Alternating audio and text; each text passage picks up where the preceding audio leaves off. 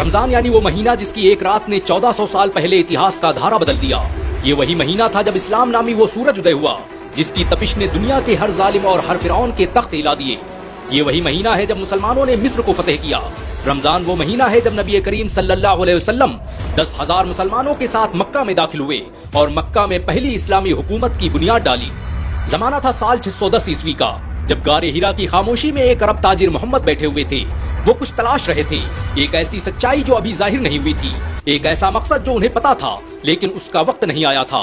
لیکن پھر ایک لمحے میں وہ خاموشی ٹوٹ گئی اور وہ سچائی ظاہر ہو گئی، اور آسمان کے پردوں کو چیرتے ہوئے ایک نور غار ہیرا میں داخل ہوا جس نے حکم دیا، پڑھو اپنے رب کے نام سے جس نے تمہیں پیدا کیا۔ یہ پیغام اللہ کی طرف سے تھا۔ قرآن کی پہلی آیت نازل ہو چکی تھی اور اس رات کا آغاز ہو چکا تھا جسے نام دیا جانا تھا لیلۃ القدر کا۔ وہ رات، وہ مقدس لمحہ ہی اسلام کے اس مبارک مہینے کی بنیاد بنا جسے آج ہم رمضان کے نام سے جانتے ہیں۔ یہ وہی مہینہ ہے جسے اللہ نے اپنے لیے چنا، دنیا کی اس مقدس ترین کتاب کو نازل کرنے کے لیے جسے ہم قرآن کے نام سے جانتے ہیں۔ رمضان ہمیشہ سے ایک مقدس مہینہ نہیں تھا، بلکہ یہ عرب کے عام مہینوں کی طرح تھا، لیکن اسلام کی آمد نے اس کا سروپ ہی بدل دیا۔ قرآن کے نزول کے ساتھ ہی یہ وہ مہینہ بن گیا جس نے انسانیت کی تقدیر ہمیشہ کے لیے بدل دی۔ لیکن روزہ کیسے رمضان کا حصہ بن گیا، اسے جاننے کے لیے ہمیں 1400 سال پیچھے جانا ہوگا، جب مسلمان مکہ چھوڑ کر مدینہ ہجرت کر رہے تھے۔ 7ویں صدی عیسوی میں عرب ایک ایسی سرزمین تھی جہاں ظلم اور بربریت کے پہاڑ توڑے جا رہے تھے، جہاں شرک اور بت پرستی کعبہ کے منبر و محراب میں داخل ہو چکی تھی۔ حالات یہ تھے کہ مسلمانوں کو اسلام کا پرچار پرسار کرنے کی وجہ سے ظلم کا نشانہ بنایا جا رہا تھا۔ مسلمان مکہ چھوڑ کر مدینہ ہجرت کر رہے تھے۔ شروعاتی دنوں میں رمضان مسلمانوں کے لیے بھی کسی عام مہینے کی طرح ہی تھا، لیکن مکہ سے ہجرت کے بعد مسلمانوں نے جب مدینہ کو اپنی کرم استھلی بنایا تو ہجرت کے دوسرے سال ہی اللہ نے سورہ بقرہ میں حکم دیا کہ اے ایمان والو، تم پر روزے فرض کیے گئے جیسے تم سے پہلے کے لوگوں پر کیے گئے تھے۔ اس آیت کے نازل ہوتے ہی روزہ رکھنے کا وہ سلسلہ شروع ہوا جو آج تک جاری ہے۔ یہی وہ دور تھا جب رمضان المبارک کو سرکاری طور پر روزہ رکھنے کا مہینہ قرار دیا گیا۔ دنیا میں لاکھوں طوفان آئے، ہزاروں جنگ کے میدان سجے، نہ جانے کتنی بار مسلمانوں کے سامراجیہ کو مٹی میں ملا دیا گیا، لیکن مسلمان رمضان کے روزوں اور اپنی عبادتوں کے ساتھ ڈٹے رہے۔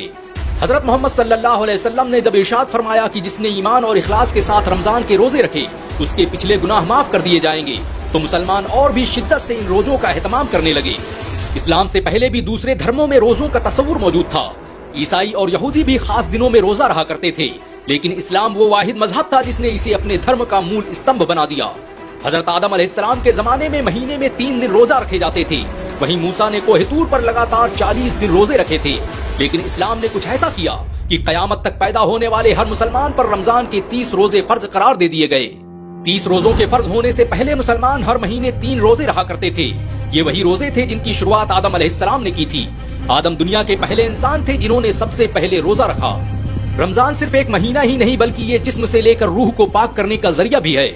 رمضان عربی بھاشا کے رمز شبد سے بنا ہے جس کا مطلب ہوتا ہے جلا دینے والی یا روشن کر دینے والی آگ۔ جس طرح کوئی آگ کسی دھاتو کو جلا کر چمکدار بنا دیتی ہے، ویسے ہی رمضان کا مہینہ اور اس کے روزے انسان کے جسم کو پاک کر دیتے ہیں۔ ویگیانکوں کی مانے تو جو لوگ روزہ رکھتے ہیں ان میں کینسر، شوگر جیسی بہت سی بیماریاں نہیں ہوتی۔ امریکہ کے ویگیانکوں نے 200 سے ادھک بیماریوں کی لسٹ جاری کی ہے جن کا روزوں کے مادھیم سے علاج کیا جا سکتا ہے۔ روزہ کینسر، شوگر، دل کی بیماریوں، الزائمر، پارکنسن اور پیٹ سے جڑی بہت سی بیماریوں کے ہونے کی سمبھاوناؤں کو ختم کر دیتا ہے۔ 2012 میں جرنل آف نیوٹریشن، میٹابولزم اور کارڈیو ویسکولر ڈیزیز میں پرکاشت ایک رپورٹ کے مطابق روزہ بیڈ کولیسٹرول کو ختم کرنے اور دل کی بیماریوں کو ٹھیک کرنے میں بہترین بھومکا نبھاتا ہے۔ ویگیانکوں کی مانے تو جو لوگ روزہ رکھتے ہیں ان میں ہارٹ اٹیک آنے کی سمبھاونا کافی کم ہوتی ہے۔ رمضان کا مہینہ اور اس کے روزے انسانی خواہشاتوں اور نفس کو قابو کرنے کا ذریعہ بھی ثابت ہوئے۔ عرب کے وہ قبیلے جو سالوں تک ایک دوسرے سے لڑتے آ رہے تھے، رمضان نے انہیں ایک انوشاست سبھیتا میں تبدیل کر دیا۔ فتح مکے کے بعد رمضان ایک ایسا مہینہ بن گیا جس کی رونق دیکھتے ہی بنتی تھی۔ مکہ کے بازاروں سے لے کر مدینہ کی وادیاں ایسے سجی رہتی مانو کوئی جشن کا ماحول ہو۔ رمضان کا یہ مہینہ اور اس کے روزوں کا مقصد صرف بھوکا اور پیاسا رہنا نہیں تھا، بلکہ یہ ایک عمل تھا تاکہ انسان غریبوں اور کمزوروں کا درد محسوس کر سکے اور اپنی روح پاک کر سکے۔ روزہ نفس پر قابو پانے اور اپنے جسم کے ہر حصے پر کنٹرول پانے کی ایک پریکٹس ہے جس کا توڑ دنیا میں کسی کے پاس نہیں ہے۔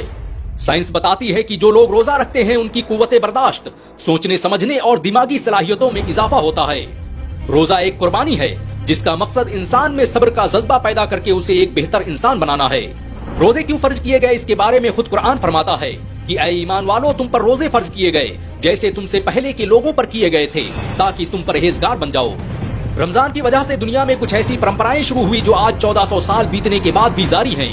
حضرت محمد صلی اللہ علیہ وسلم نے 1400 سال پہلے جس کھجور اور پانی سے روزہ کھولا تھا آج وہ دنیا کا سب سے بہترین کھانا بن چکا ہے۔ دنیا کا ہر مسلمان چاہے وہ جس کونے میں رہتا ہو اس کھجور کے بغیر اس کا روزہ نہیں کھلتا۔ رمضان کے اس مبارک مہینے میں ہر مسلمان جو صاحب نصاب ہے اپنی کمائی کا 2.5% غریبوں میں دان کر دیتا ہے اور یہ آج دنیا کا سب سے بڑا دان بن چکا ہے۔